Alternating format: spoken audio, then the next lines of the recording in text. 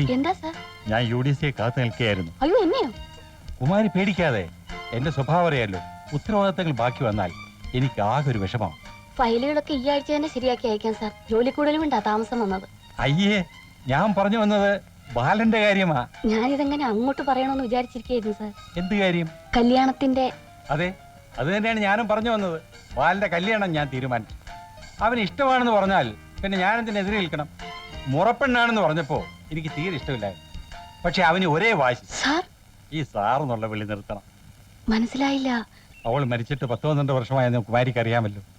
ഇന്നേ വരെ മറ്റൊരു സ്ത്രീയെ കുറിച്ച് ഞാൻ ചിന്തിച്ചിട്ടില്ല. ഇനി എനിക്ക് പിടിച്ചു നിൽക്കാൻ വയ്യ.